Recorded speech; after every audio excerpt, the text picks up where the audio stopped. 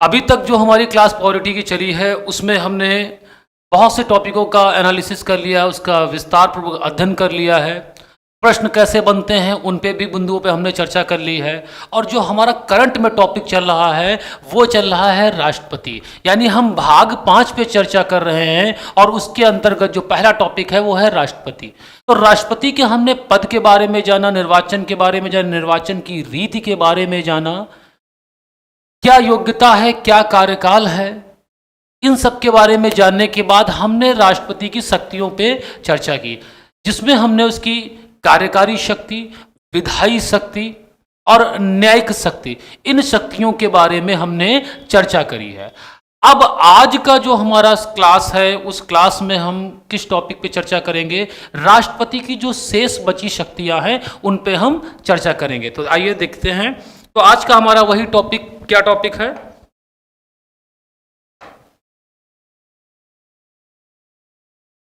Topic का नाम है हमारे राष्ट्रपति की शक्ति। देखिए, समझिए चीज को। और इसमें भी हमने क्या जानना है? आपातकालीन शक्तियां।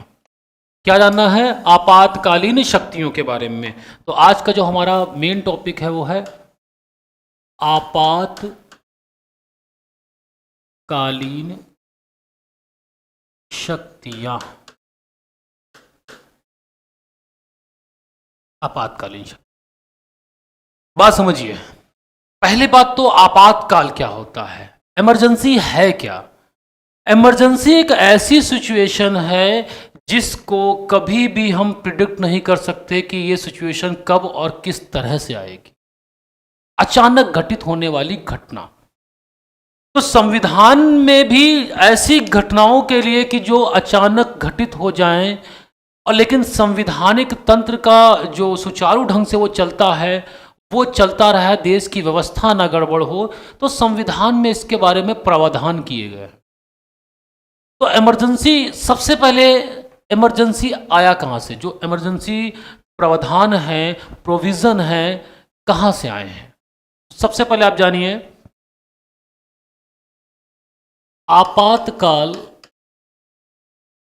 आपातकालीन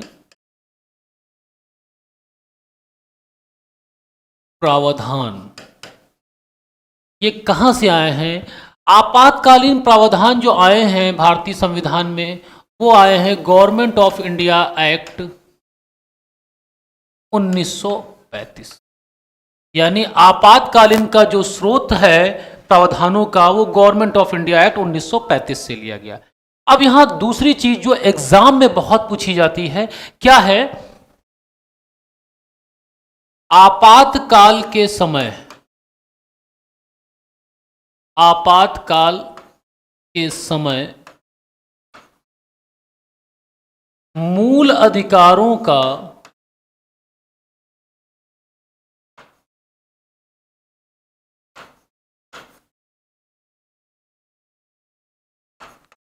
निलंबन। आपातकाल के समय मूल अधिकारों का निलंबन, तो क्या है? ये कहां से लिया गया है? ये बेटा जर्मनी के वाइमर संविधान से लिया गया है। जर्मनी के संविधान से।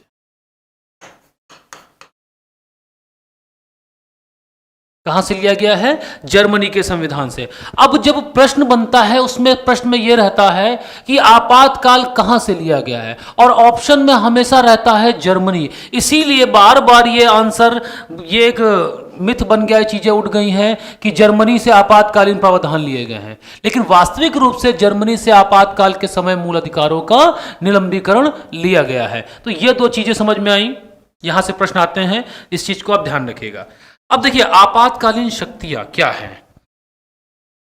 सबसे पहले आपातकाल के बारे में जानिए। इसको विस्तार पूर्वक, इसका एक पूरा अध्याय है, उस अध्याय पर हम विस्तार पूर्वक चर्चा करेंगे, लेकिन यहां पे हम सिर्फ उतना जानेंगे जितना राष्ट्रपति की शक्तियों के अनुसार यहां पढ़ना चाहिए। तो देखिए, आपातकाल में क्या क्या है। एक है राष्ट्रीय आपातकाल, नेशनल इमरजेंसी, या राष्ट्रीय आपातकाल, पहली बात नेशनल इमरजेंसी की बात है। दूसरा है हमारा राष्ट्रपतीय शासन,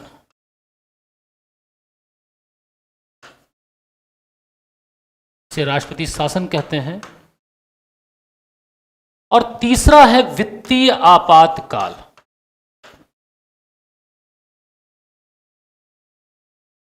वित्तीय आपातकाल, देखिए ये तीन प्रकार के आपातकाल हैं हमारे पास। एक है राष्ट्रीय आपातकाल, एक है राष्ट्रपति शासन और एक है वित्तीय आपातकाल।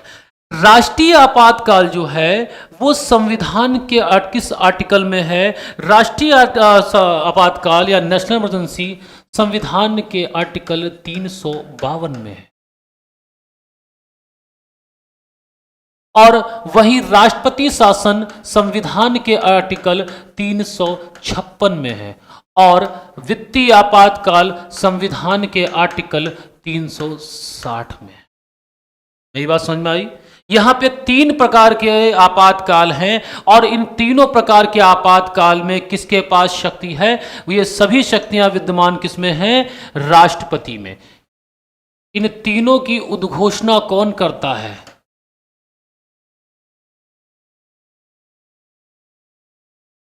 इन तीनों की उद्घोषणा कौन करेगा? करेगा राष्ट्रपति। इन तीनों की उद्घोषणा कौन कर रहा है? राष्ट्रपति कर रहा है। इतनी बात समझ में आई?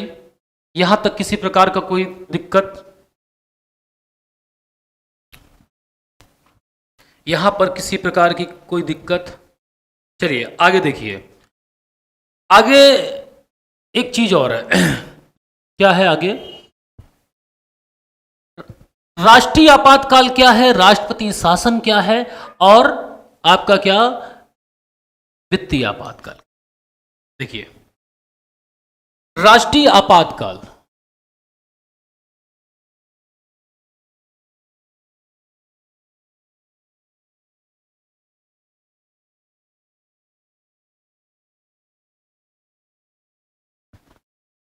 नेशनल इमरजेंसी है क्या? नेशनल इमरजेंसी सिचुएशन के अकॉर्डिंग लगाई गई। पूरे देश में ऐसी कोई समस्या या देश के किसी कोई छोटे से हिस्से में कोई ऐसी समस्या उत्पन्न हो जाती है जहां पर सिस्टम जो भारतीय संघीय प्रणाली है, यानी जो भारत का नेचर है, क्या है? संघीय से एकात्मक की ओर चला जाता है। मतलब सत्ता का यानी शक्ति का सिर्फ एक ही केंद्र स्थापित होता है, वो है संघ। तो नेशनल इमरजेंसी है क्या? कहा है कि तीन कारण बताए हैं कि नेशनल इमरजेंसी क्यों लगेगी। पहला कारण बताया है कि युद्ध हो रहा हो, मतलब भारत का किसी देश के साथ युद्ध चल रहा है, वॉर चल रही है, तब। फिर अगला बताया है बाहरी आक्रमण। क्या है? बाह्य आक्रमण।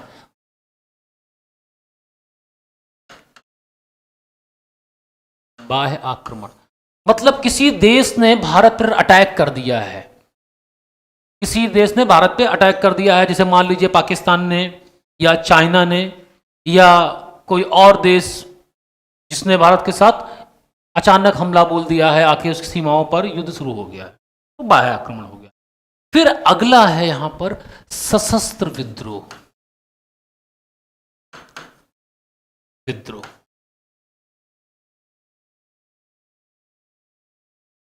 अगला है सशस्त्र विद्रोह। देखिए सशस्त्र विद्रोह का मतलब क्या है कि भारत के किसी भी भाग पर देश विरोधी ताकतों द्वारा हथियार बंद होकर सरकार के विरुद्ध, भारत के विरुद्ध लड़ाई छेड़ देना, यानी एक तरह से गृह युद्ध जैसी स्थिति बनना। कोई क्षेत्र है, वहां पर कुछ ऐसी एक्टिविटी थी जो देश विरोधी थी, उनको हथियार मिला और उन्होंने देश के जो सरकारी कार्यालय हैं या फिर और भी ये सरकार के खिलाफ एक मोर्चा खोल दिया कि हम इसको अलग करना चाहते हैं, तो ये विद्रोह की स्थिति है कि हम भारतीय संघ के प्रति विद्रोह कर रहे हैं। तो ये है सशस्त्र विद्रोह। तो कहा है कि युद्ध, बाह्य आक्रमण और सशस्त्र विद्रोह, इन तीनों के होने पर, मतलब वर्तमान में ये चल रहे हैं होने पर या संभावना होने पर, दोनों बातें हैं, होने पर या संभावना होने पर, मतलब ये घटना हो रही है या ऐसी घटना होने की उम्मीद है, तब राष्ट्रपति क्या करता है? तब राष्ट्रपति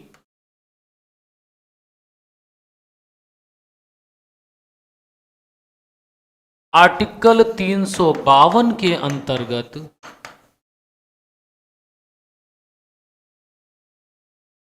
उद्घोषणा करेगा नेशनल इमरजेंसी की, नेशनल इमरजेंसी, राष्ट्रीय आपातकाल की उद्घोषणा राष्ट्रपति के द्वारा तब कर दी जाएगी कि भाई ये तीन कंडीशन हैं, एक तो है बाह्य आक्रमण हो गया है, एक युद्ध है, एक सशस्त्र विद्रोह है, इन तीन कंडीशनों के होने की या हो रहा है, संभावना है या वर्तमान में घटना घट रही है, तो राष्ट्रीय आपातकाल घोषित हो जाए। और कौन से आर्टिकल में है? आर्टिकल 352 में। बहुत पूछा जाता है ये एग्जाम में कि राष्ट्रीय आपातकाल किस आर्टिकल में है? राष्ट्रीय आपातकाल 352 में। ठीक, अब यहां पर एक चीज और समझ लीजिए, ये जो शब्द है सशस्त्र विद्रोह, इस शब्द को जोड़ा गया है कब? 44वां संशोधन के द्वारा। और इससे पहले यहां पर जो शब्द था वो था आंतरिक अशांति। क्या शब्द था? आंतरिक अशांति। आंतरिक अशांति। मेरी बात समझ में आ रही है? कहने का मतलब मूल संविधान में जो शब्द था वो था आंतरिक अशांति, और इसके बाद क्या हुआ? इस शब्द को हटाया गया 44वें संविधान संशोधन के बाद, और वहां पर जोड़ा गया सशस्त्र विद्रोह। कहा गया कि जब सशस्त्र विद्रोह होगा तभी लगेगा, आंतरिक अशांति के आधार पर नहीं लगेगा। बात समझ में आ रही है? तो अब तक कितनी बार लगा है? अब तक कितनी बार लगा है? देखिए, पहली बार में ये 1 माह के लिए लगता है, संसद अनुमोदन के बाद ये 6 माह के लिए लगता है, फिर धीरे धीरे अनिश्चित काल तक इसकी सीमा बढ़ जाती है। तो इस टॉपिक पर हम विस्तार पूर्वक जो इसका अध्याय है आपातकाल, उस पर हम चर्चा करेंगे। ठीक, चलिए, तो यहां तक कोई दिक्कत? अब देखिए, ये कितनी बार लगा है? ये 3 बार लगा है। अभी तक ये कितनी बार लगा है? 3 बार। 3 बार राष्ट्रपति द्वारा ये आपातकाल, राष्ट्रीय आपातकाल लगाया। कब कब लगाया? 1962 में, 1962 इंडिया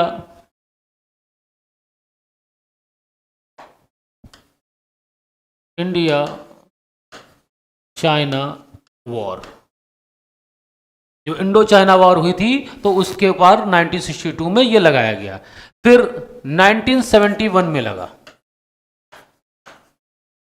इंडो पाक वॉर, जो पाकिस्तान के साथ वॉर लड़ी गई 1971 में, जिसमें हमने पूर्वी पाकिस्तान को बांग्लादेश के रूप में एक नए राष्ट्र के रूप में स्वतंत्र कराया। तो ये वहां पे तब लगा।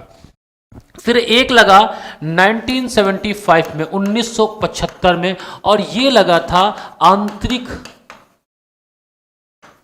अशांति के आधार पर।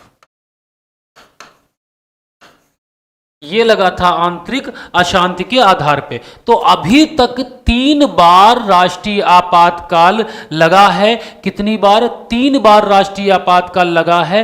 पहली बार कब लगा? 1962 में, दूसरी बार 1971 में, और तीसरी बार कब लगाया गया? तीसरी बार ये लगाया गया आपका 1975 में। बात समझ में आई? यहां पर 2 चीजें आप याद रखिएगा। पहला, नेशनल इमरजेंसी कब लगती है, आर्टिकल कब लगती है, युद्ध, बाह्य आक्रमण या फिर सशस्त्र विद्रोह हो रहे हों या होने की संभावना। मेरी बात समझ में आ रही है? चलिए अब इसमें आगे देख लेते क्या है।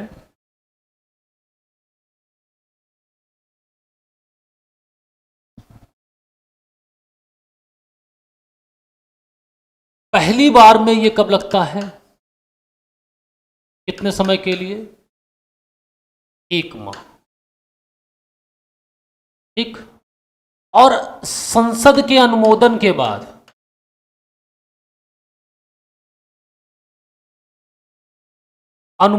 बाद क्या हो जाता है, 6 माह। और फिर क्या होता है, 6 माह करके, 6 माह करके कब तक, अनिश्चित काल तक, अनिश्चित काल तक।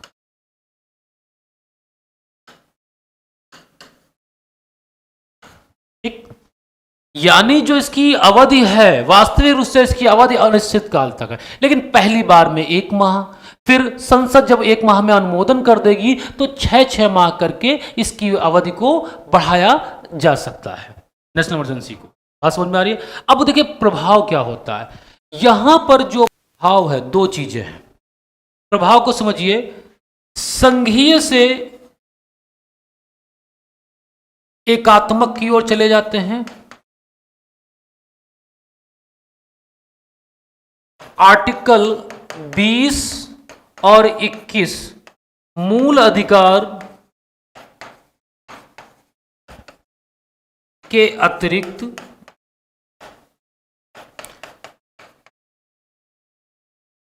सभी मूल अधिकार क्या होते हैं, सभी मूल अधिकार क्या होते हैं, निरस्त हो जाते हैं, निलंबित हो जाते हैं। क्या होते हैं, निलंबित हो जाते हैं। सभी मूल अधिकार क्या हो जाते हैं, निलंबित हो जाते हैं। बात समझ में आई? तो यह है नेशनल इमरजेंसी। नेशनल इमरजेंसी में हमने क्या क्या जाना कि नेशनल इमरजेंसी आर्टिकल 352 में है। राष्ट्रपति इसकी उद्घोषणा करता है प्रधानमंत्री की सलाह पर। यहां पर कैबिनेट की लिखित सिफारिश देनी पड़ती है, पहले ऐसा नहीं था। 1975 से पहले जब भी इमरजेंसी लगी है तीनों बार, वहां पर मंत्रिपरिषद की लिखित सिफारिश की आवश्यकता नहीं थी। लेकिन जब 1975 की लगाई गई आंतरिक अशांति के आधार पर, उसके बाद 44 कॉन्स्टिट्यूशन अमेंडमेंट हुआ, उसमें यह शब्द जोड़ा गया कि आंतरिक अशांति की जगह पर सशस्त्र विद्रोह। और मंत्रिपरिषद, यानी मंत्रिपरिषद की नहीं, यहां पर एक शब्द जोड़ा गया जो संविधान में कहीं देखने को नहीं मिलता है, वो शब्द है कैबिनेट। यानी कैबिनेट की लिखित सिफारिश पर, कैबिनेट लिखित सिफारिश देगा तभी इमरजेंसी लगेगी, वरना नहीं लगेगी। पहले ऐसा नहीं था। बात समझ में आ रही है? तो आर्टिकल 352 राष्ट्रपति इसकी घोषणा करता है। क्यों करता है? युद्ध, बाह्य आक्रमण और सशस्त्र विद्रोह होने पर या इसकी संभावना होने पर इसकी घोषणा वो करता है। अभी तक कितनी बार लगी है? अभी तक वो लगी है 3 बार, 1962, 1971 और 1975 में। इसके बाद प्रभाव क्या क्या पड़ता है, अवधि इसकी क्या है? इसकी अवधि पहली बार में 1 माह है, संसद के अनुमोदन के बाद 6 माह, फिर 6 माह करके संसद बार बार अनुमोदित करके इसे अनिश्चित काल तक क्या कर सकती है, बढ़ा सकती है। ढांचा जो होता है वो संघीय से एकात्मक की ओर परिवर्तित हो जाता है। आर्टिकल 20 और 21 को छोड़कर सभी मूल अधिकार निरस्त हो जाते हैं। बात समझ में आ रही है? यह है नेशनल इमरजेंसी, जो राष्ट्रपति की एक पावर है। चलिए आगे देखिए, अगला है राष्ट्रपति शासन और वित्तीय आपातकाल। 2 आपातकाल हमारे पास बचे हैं। क्या है? राष्ट्रपति शासन।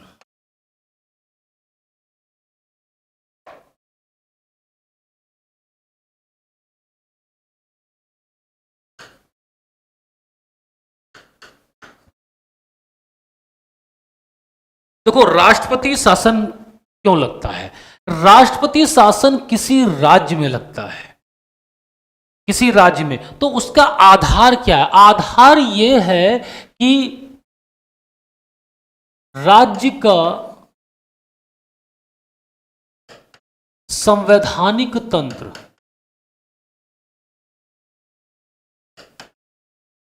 विफल हो गया।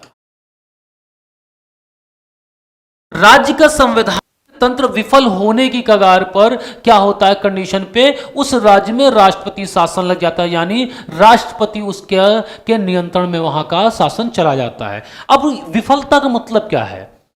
जैसे सरकार स्पष्ट बहुमत नहीं है। अब जब स्पष्ट बहुमत नहीं है तो सरकार किसी की नहीं बन सकती, यानी लगातार सरकार बन नहीं गिर रही है तो एक अस्थिरता सी कंडीशन रहती है तो लग जाता।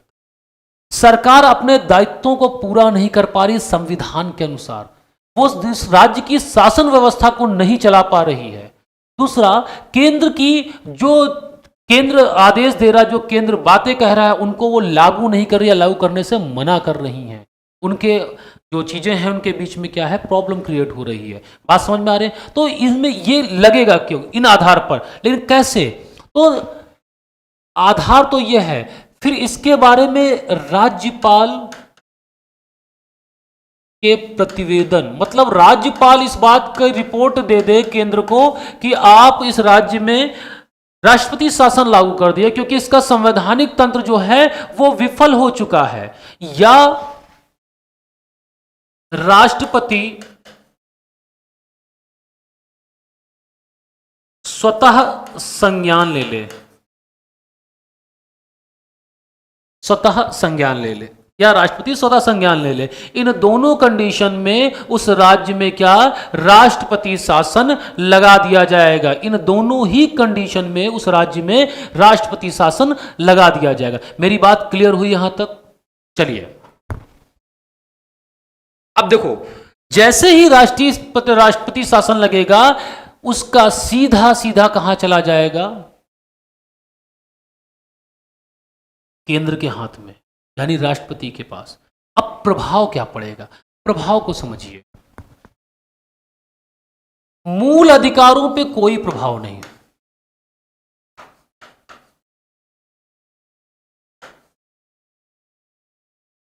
मूल अधिकारों पे कोई प्रभाव ही नहीं पड़ता।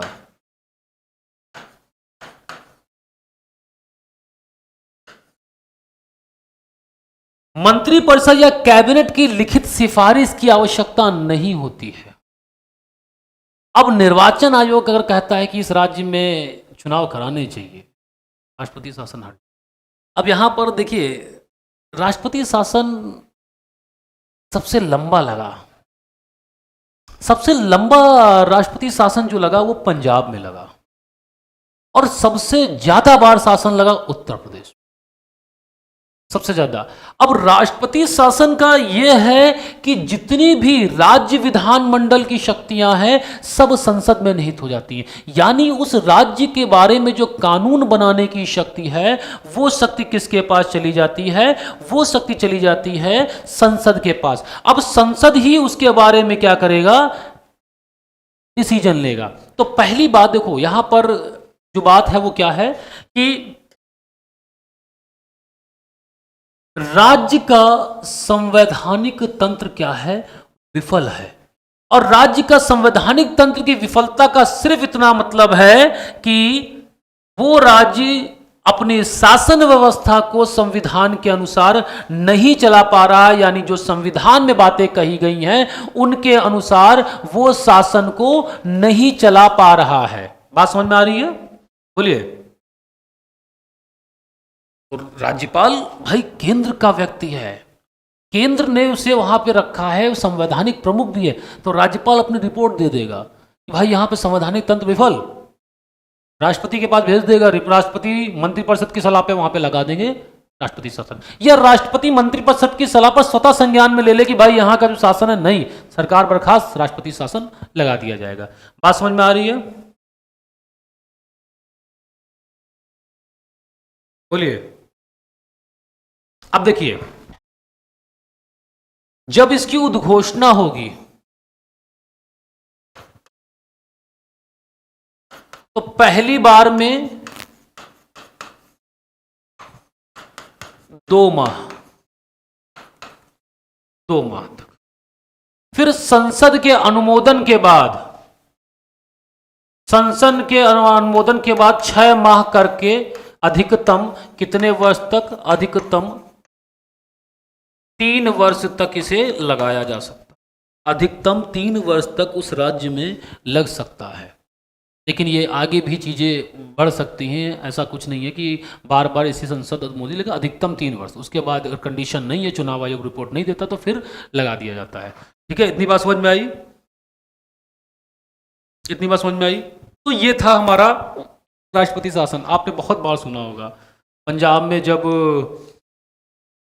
दिक्कतें चल रही थी, देश विरोधी ताकतें थी वहाँ पर, और उसे तोड़ने का प्रयास किया जा रहा था, तब पंजाब में लगाया गया अस्थिर सरकार।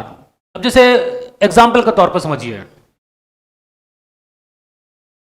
चुनाव हुए, चुनाव में किसी को स्पष्ट बहुमत नहीं मिला, तो राष्ट्रपति, राज्यपाल ने क्या किया? अपनी विवेकीय शक्ति का प्रयोग करके किसी व्यक्ति को मुख्यमंत्री नियुक्त कर दिया। अब मुख्यमंत्री नियुक्त तो कर दिया, लेकिन व्यवस्था यह कहती है कि उस व्यक्ति को ही मुख्यमंत्री बनाया जा सकता है जिसके पास बहुमत होगा सदन में। अब उस व्यक्ति को जो मुख्यमंत्री के रूप में नियुक्त हुआ है वो अपना बहुमत साबित करेगा, और स्पष्ट बहुमत है नहीं तो गठबंधन करेगा। अब गठबंधन करेगा तो उसमें भी बात नहीं बन पाई तो सरकार गिर जाएगी, यानी संवैधानिक तंत्र विफल हो गया, कोई सरकार ही नहीं उस राज्य को चलाने के लिए। तब राष्ट्रपति शासन, इसी को कहते हैं संवैधानिक तंत्र की विफलता। अब किसी राज्य में कोई ऐसा विद्रोह हो जाए, दंगे हो जाए, सरकार नियंत्रित नहीं कर पा रही, सरकार पक्षपात कर रही है, या कोई ऐसी कंडीशन हो जाए जो संविधान के खिलाफ है, तो केंद्र सरकार उस राज्य में क्या करेगी? राष्ट्रपति शासन लगाकर उसकी बागडोर अपने हाथ में ले लेगी।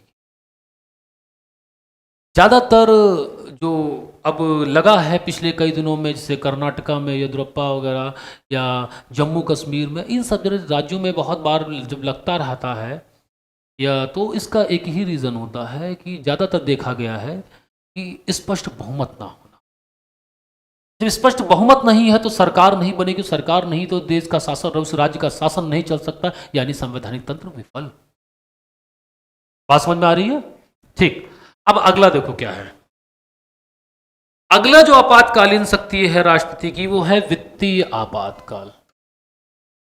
वित्तीय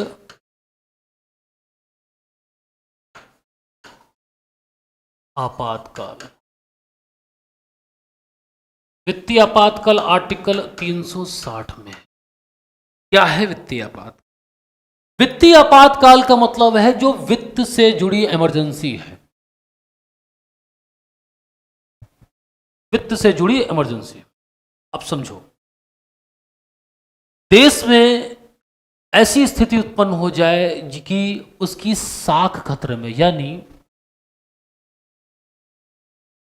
राज्य की साख, क्रेडिट क्षमता, साख खतरे में, या वित्तीय संकट उत्पन्न हो गया।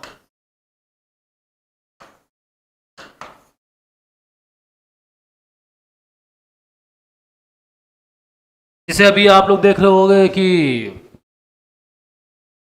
श्रीलंका में कुछ दिन पहले की बात है, ज़्यादा टाइम भी नहीं हुआ, श्रीलंका में वित्तीय आपातकाल लग गया, समझो, क्योंकि इमरजेंसी लगी गई, वहाँ पर क्राइसिस आ गए, वित्तीय संकट उत्पन्न हो गया। अब इन दोनों कंडीशन में कि अगर ये लगा कि राज्य की जो साख है वो खतरे में है और वित्तीय संकट उत्पन्न हो रहा है, तब राष्ट्रपति क्या करता है? उद्घोषणा करेगा। किसकी?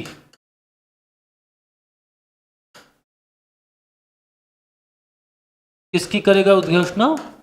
वित्तीय आपातकाल की। अब हम वित्तीय आपातकाल लगा रहे हैं, और सौभाग्य से आज तक वित्तीय आपातकाल भारतवर्ष में एक बार भी नहीं लगा है, वर्तमान समय तक तो नहीं लगा है।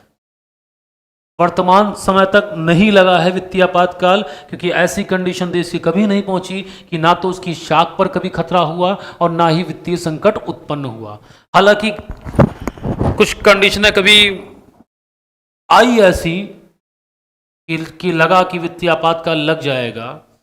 ये 90 के दशक में आप जब उसका अध्ययन करेंगे अर्थव्यवस्था का, 90 के दशक में, तो वहाँ पर ये क्राइसिस बहुत ज़्यादा आए हुए थे।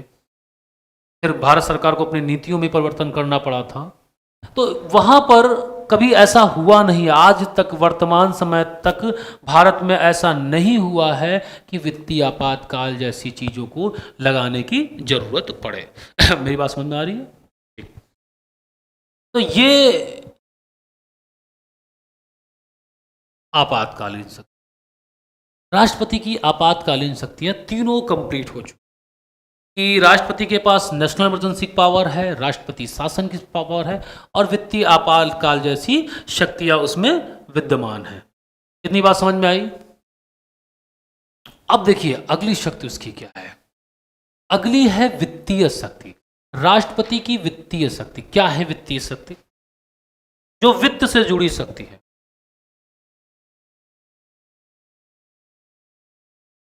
राष्ट्रपति की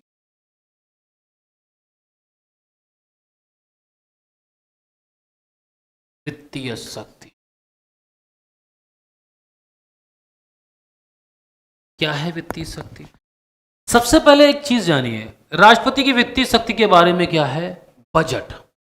सबसे पहले समझ, बजट। बजट को आपने देखा होगा, बजट आर्टिकल 112, और संविधान में इसका नाम बजट ना होकर क्या है? वार्षिक वित्तीय विवरण। वार्षिक वित्तीय विवरण आर्टिकल 112 क्या कहता है? वार्षिक वित्तीय विवरण के बारे में कहता है। आर्टिकल 112 कहता है कि राष्ट्रपति, क्या कह रहा है? राष्ट्रपति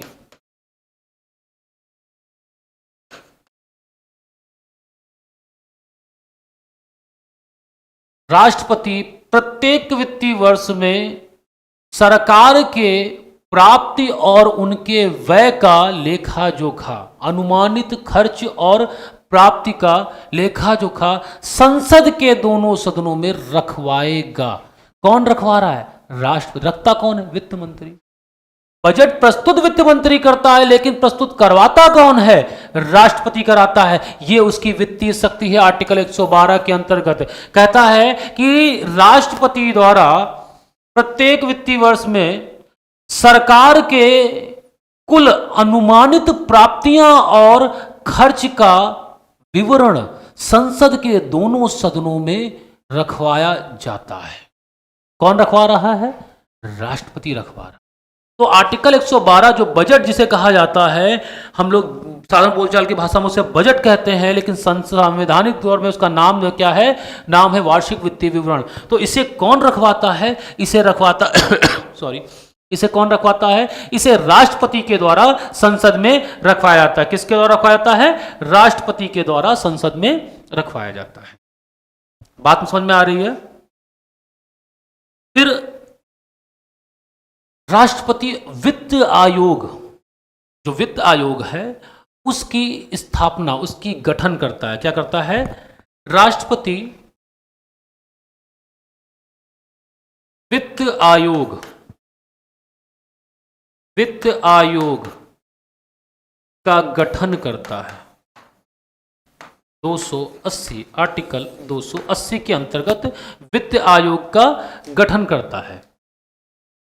फिर जो आकस्मिक निधि है, जो आकस्मिक निधि है वो राष्ट्रपति की बिना परमिशन के उससे कोई भी धन व्यय नहीं किया जा सकता। तो ये राष्ट्रपति की क्या है? वित्तीय शक्तियां। क्या है? राष्ट्रपति की वित्तीय शक्तियां हैं। अब हम राष्ट्रपति की शक्ति के अंतिम दौर में पहुंचते हैं। राष्ट्रपति की जो विवेकाधीन शक्तियां हैं, विवेकाधीन शक्तियों के बारे में इतना समझिए। विवेकाधीन शक्ति के बारे में क्या है राष्ट्रपति की?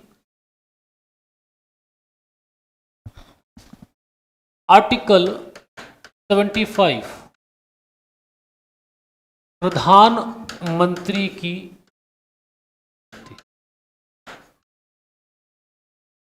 प्रधानमंत्री की नियुक्ति की मतलब यह है कि अगर राष्ट्रपति को लगता है किसी को स्पष्ट बहुमत नहीं है तो राष्ट्रपति अपनी विवेकाधीन शक्ति का प्रयोग करके क्या कर सकता है, उसे वो नियुक्त कर सकता है, किसी को भी वो राष्ट्रपति के रूप में, किसी को भी वो राष्ट्रपति के रूप में क्या कर सकता है, नियुक्त कर सकता है। बात समझ में आ रही है? फिर देखिए क्या है, आर्टिकल 111 विधेयक पर प्रतिक्रिया। हालांकि ये अधीन है किसके, मंत्रिपरिषद के।